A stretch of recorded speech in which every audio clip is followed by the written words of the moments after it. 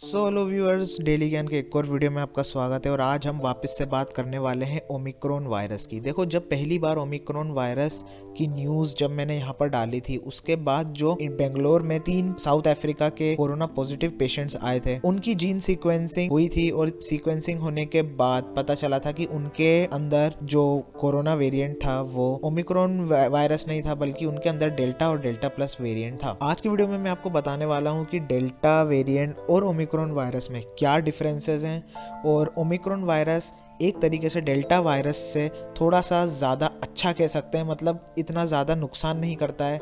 तो उसके बारे में मैं आपसे डिस्कस करने वाला हूँ। और इंडिया ने अपनी एयरपोर्ट गाइडलाइंस अपडेट करी है, तो मैं उसके बारे में भी आपको बताने वाला हूँ। तो वीडियो को एंड तक ज़रूर देखना। तो चलिए वीडियो को स्टार्ट करते हैं। तो यहाँ पर हम सबसे पहले बात करते हैं एनडीटीवी न्यूज़ की तरफ से, new rules for India arrivals and airports in 5 points. तो 5 पॉइंट यहाँ पर बताए हैं एनडीटीवी ने। तो जिसमें से पहला पॉइंट आता है, every international passenger coming to India has to fill a self declaration form and show a negative RTPCR test report.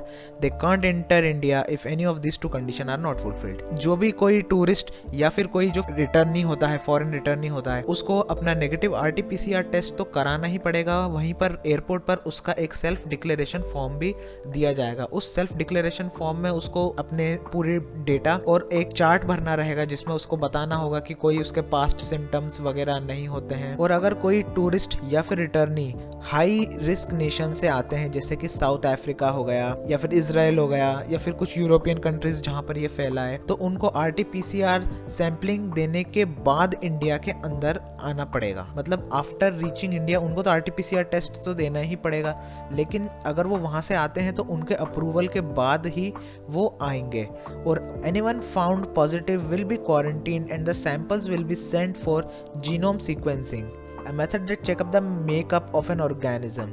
Omicron strains stricter isolation rules would be applied. अगर ओमिक्रॉन स्ट्रेन हुआ किसी के अंदर तो उसके ऊपर स्ट्रिक्ट आइसोलेशन रूल्स अप्लाई किए जाएंगे, और यहाँ पर जीनोम सीक्वेंसिंग मेथड का यूज़ किया जाएगा, जिसके अगर पॉजिटिव आने पर 72 आवर्स तक आपको वेट करना पड़ेगा। मान लीजिए अगर आपको कोरोना है और आपकी जीनोम सीक्वेंसिंग हुई, तो इंडिया में अभी तक ऐसा कहा जा रहा है कि 72 आवर्स में जीनोम सीक्वेंसिंग हो जाती है। वहीं हम बात करें थर्ड पॉइंट में, तो people at risk nation who test negative will however have to be home quarantine for 7 days.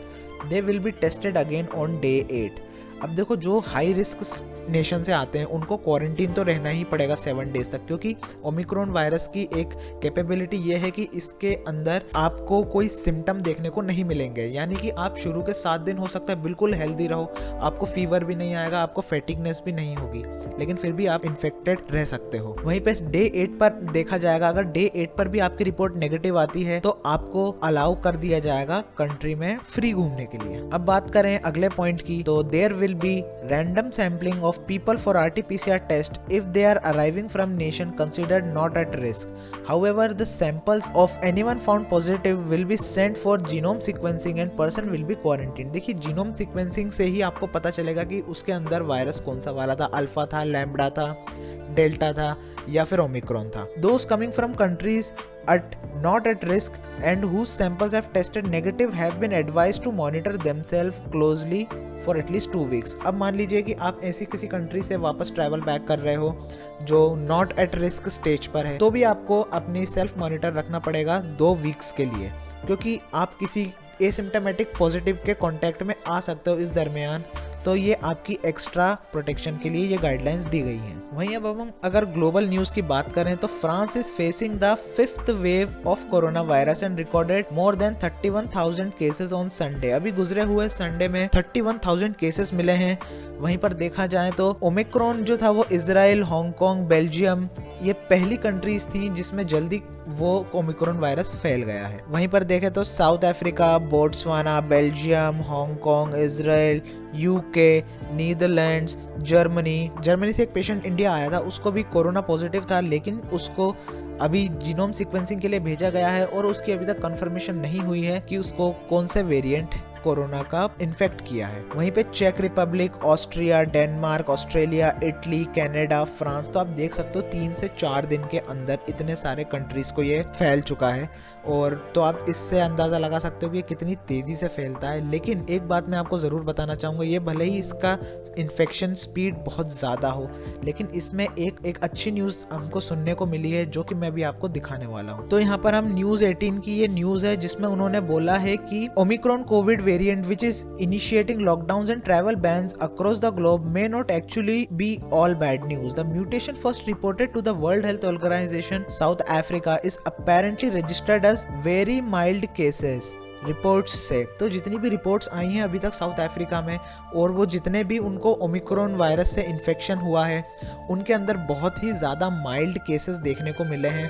But still इसके अंदर मैंने जैसा कि आपको अपनी लास्ट वीडियो में बताया था कि इसके अंदर बहुत सारे म्यूटेशन हुए हैं। तो अभी हमको ये नहीं पता है कि कौन से म्यूटेशन से कौन सा इफेक्ट ज़्यादा हो रहा है। वहीं पर देखा जाए तो डॉक्टर एंजेली कोइडजी ने एक प्राइवेट प्रैक्टिशनर हैं और वो साउथ अफ्रीकन मेडिकल एसोसिएशन की चेयरमैन कह सकते हो, या फिर आप कह सकते हो कि एक अच्छी पोस्ट पर हैं। उन्होंने बताया है कि 7 patients at her clinic who had symptoms different from the dominant delta variant albeit very mild, मतलब बहुत ही ज़्यादा माइल्ड सिम्टम्स हैं। और इससे इंडिया में ये हो सकता है कि अगर इंडिया में ओमिक्रॉन आ जाता है और वो अगर बहुत जल्दी ही डेल्टा वेरिएंट को सरपास कर देता है, कि ओमिक्रॉन का फैलाव अगर ज़्यादा हुआ इंडिया में, तो इसके माइल्ड केसेस हैं और इन माइल्ड केसेस को घर पे ही ट्रीट किया जा सकता है। 90% केसेस में आप होम ट्रीटमेंट से ओमिक्रॉन वायरस से बच सकते हो। और अगर ये आपको हो जाता है तो आपको बस अपने सेल्फ आइसोलेशन रखना है और अपने अच्छे से प्रॉपर हेल्थ केयर की ध्यान रखना है। इससे रिलेटेड और भी अभी न्यूज़ ज़्यादा मिली नहीं है क्योंकि अभी जीनोम सीक्वेंसिंग बहुत सारे पेशेंट्स की बाकी है। तो जैसे ही वो आएगी, नए नए न्यूज़ आएंगे, तो नए नए अपडेट्स के साथ मैं आपको अपडेट करता रहूँगा। तो चैनल पर बने रहिएगा और चैनल को अगर सब्सक्राइब नहीं किया है तो सब्सक्राइब कर दीजिए और जो बेल नोटिफिकेशन आइकन है उसको ऑल पर सेट कर दीजिए। फिर मिलेंगे अगली वीडियो में। Until next time, take care, bye bye.